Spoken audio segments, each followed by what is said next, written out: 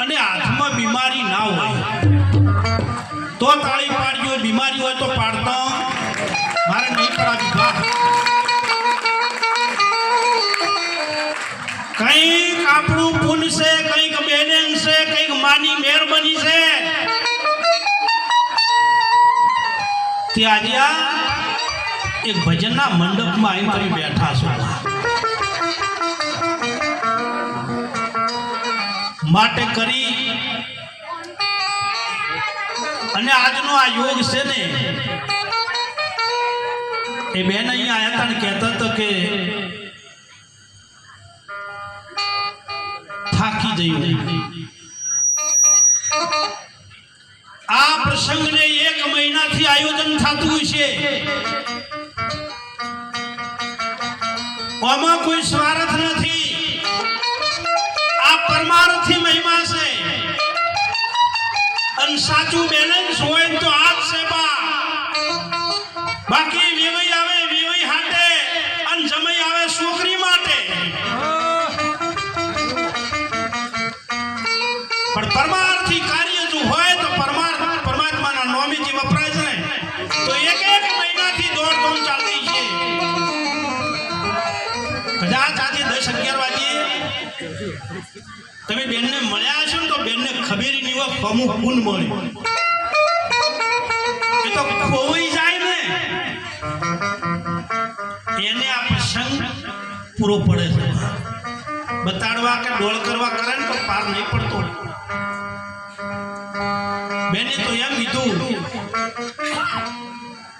કે દીકરીઓ છે ને એ ઉપાધિ છે. તો હું તો સાચી ઠોચીને કહું કે દીકરી છે ને તુલસીનો ક્યારો છે.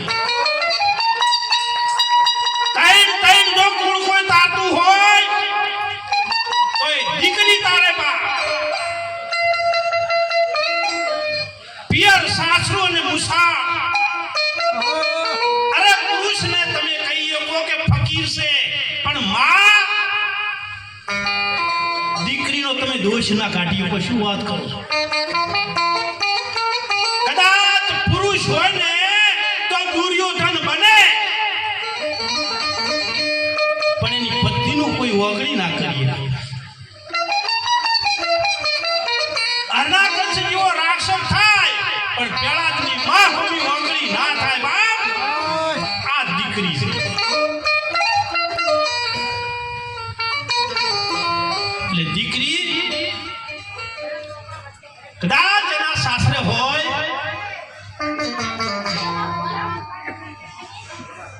અને એનો બાપો બીમાર પડ્યા હોય ધ્યાન આપજો. દીકરી એટલે શું? પ્રવીણા બેને મને એક લક્ષ્ય આપ્યું છે.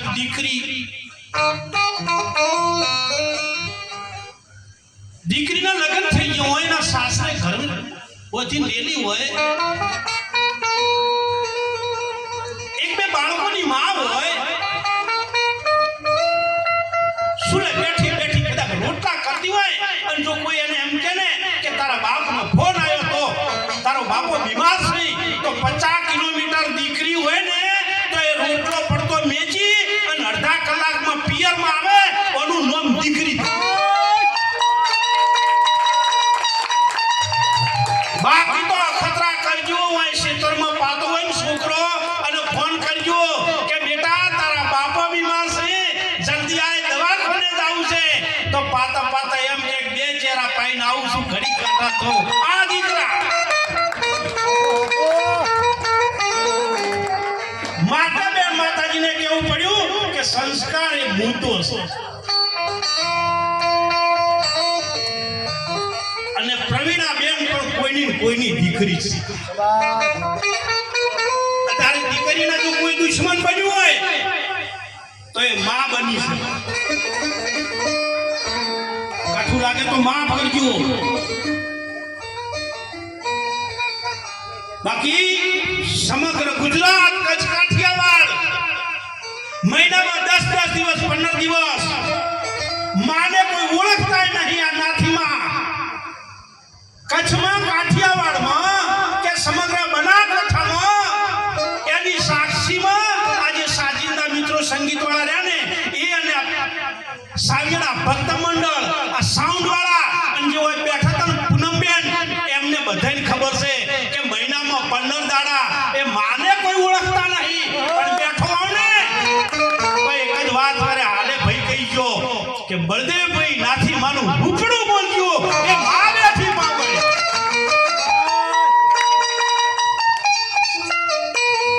જનની જણે તો 3 જણ જે ભક્ત દાતા કે સુર, નહીતર રાજ્યમાં વાચણી મત ગુમાવીશ તારું રૂપ.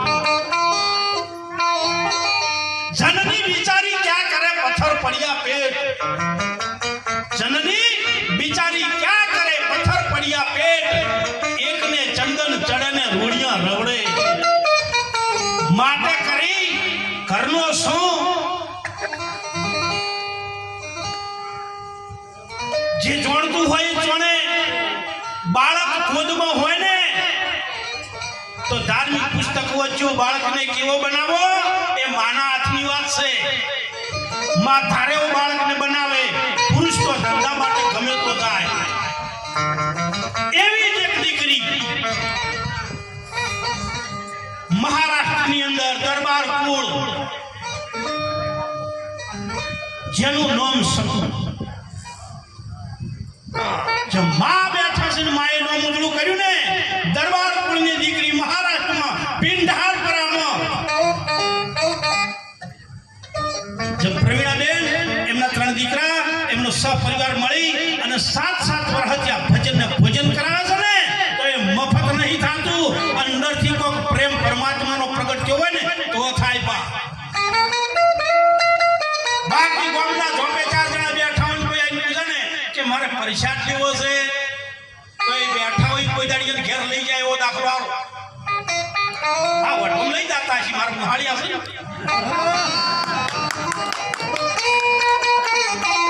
બાકી ગુજર બેઠા બેઠા એટલું જ જાઓ પ્રવીણાબેન ના ઘેર રોટલો મળી રહે તો તમારા ઘેર શું સતાડ. આ નોમ નહીં મફતતા તો આ જાગરણ કરે છે કેટલું. રોડામાં જાણે માતાજી હતો, બધા જોડો છો.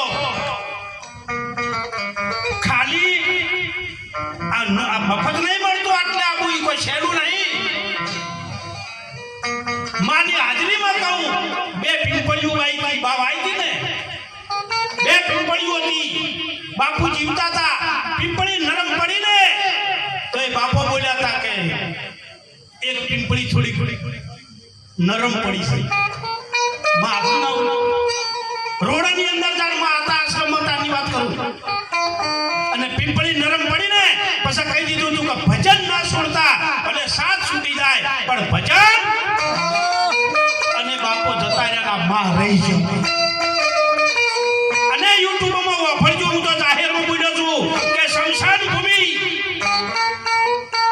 બધા તો ગમે અહીંયા આશ્રમ કર્યા છે, પણ શમશાન ભૂમિ